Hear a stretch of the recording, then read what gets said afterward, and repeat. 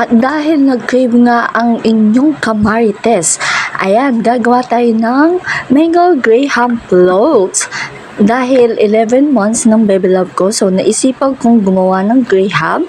Namiss ko kasi kumain ng graham and magluto ng spaghetti. So, hello mga kamarites!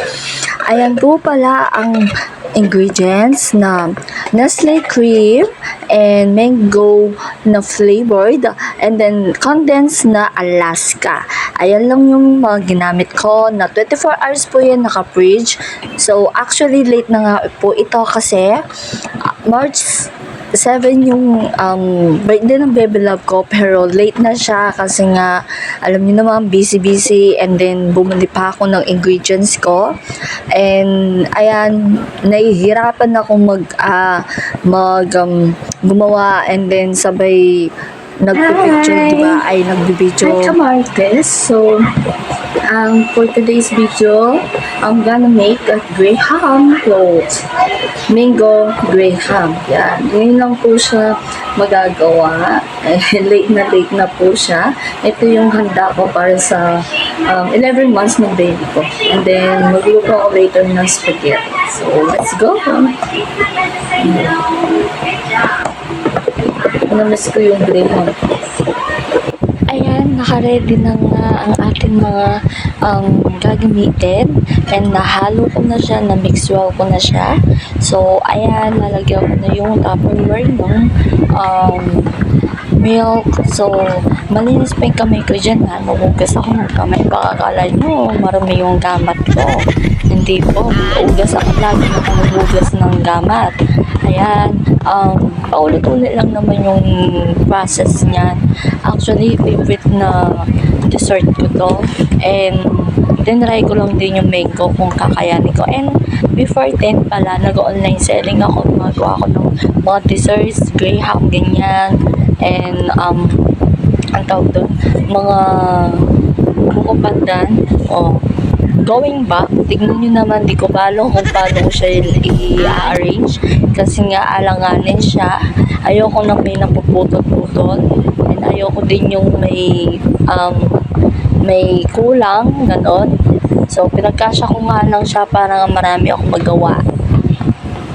Habang gumagawa nga ako niyan at naglalagay ako, tignan nyo naman yung face ko, napakalungkot, wala murugo, wala yung energy, wala siyang tatong kasi, kaya sad siya. Tignan nyo naman, kasi mangot na, napapatagalog kapampangan na ako, di ko balo anong sasabihan ko dito.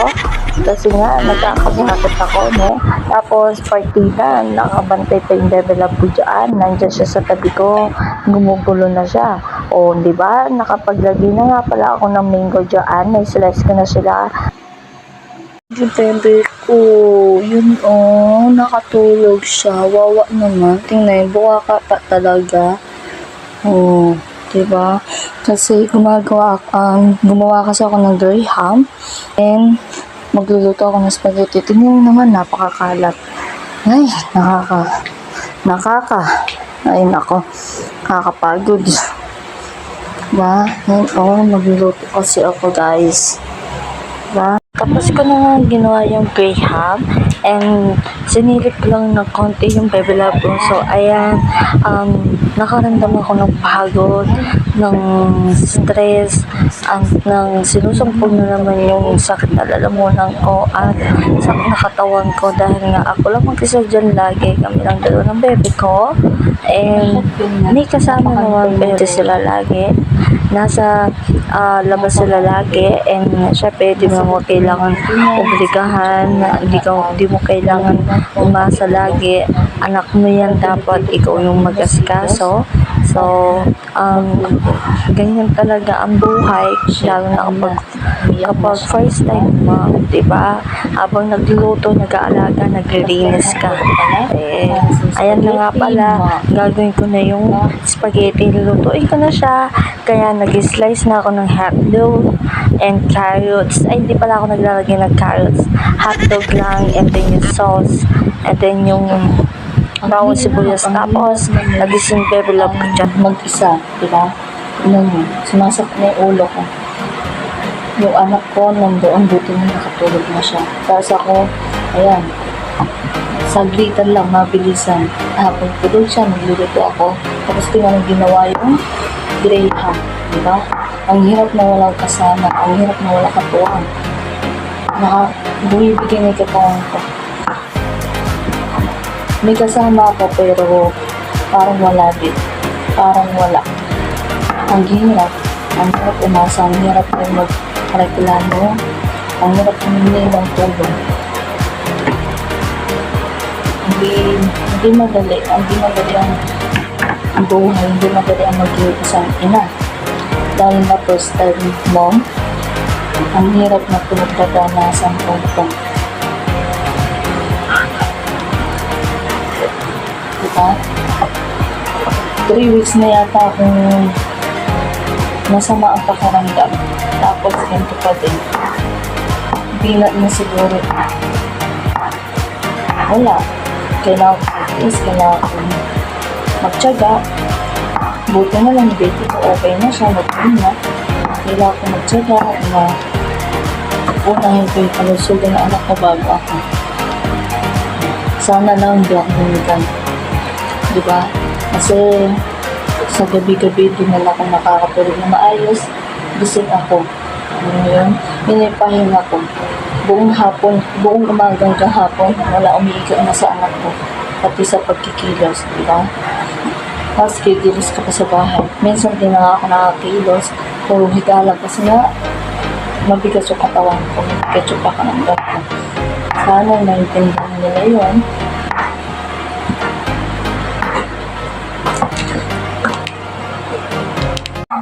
Ay! No! Sinama ko nga yung baby love ko sa labas para makapagluto na ako ng spaghetti at matignan ko siya dahil nga wala siya kasama sa loob. And nilagay ko siya dun sa upuan niya na may feeding chair para naman masilip-silip ko siya. Tingnan niyo, umiiyak-iyak siya dyan. And ayan, napaka-busy ko. Nagmamadali na nga ako. Niluto ko na yung bawang sibuyas dyan. Tapos init na ako ng tubig na may asin at mantika. Nilagay ko na yung noodles. And then after that, next niyan is lulutuin ko na yung sauce. Ayan. Diba? Ang hirap ng nagluluto ng mag-isa ka tapos may kasama kang bebe sa harap mo, di ba? Hindi ka makapag-concentrate. Tapos nakakatuloy ka dahil na umiiyak siya. Ayan, luto na ang ating spaghetti sauce. Yum, yum, yum. Napakasarap niyan. Sobrang parang mala Jollibee. Guys, ito na siya. Narap na siya. Try natin. Kainin. Wow, nakatakam na ako. Uy. Kakapagod. Kakatapos ko lang magluto.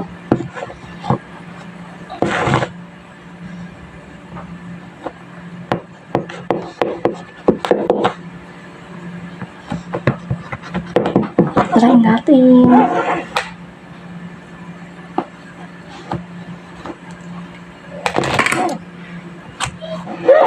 Uy, ay, shock. Sarap. Yup. Try natin. Kain muna tayo. Ay, naipagal ko. Diyos ko. Mangagal na ako gamat, oh.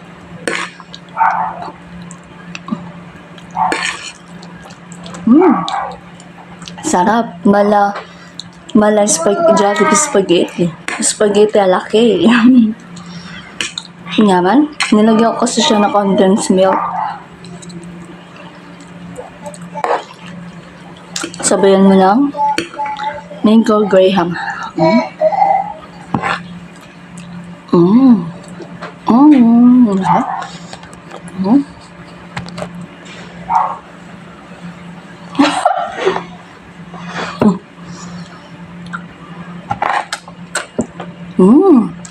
First time ko lang na perfect yung mango graham ko.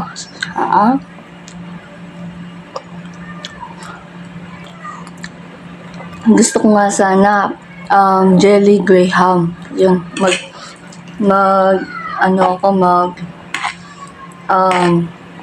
ano tawag dito? Experiment.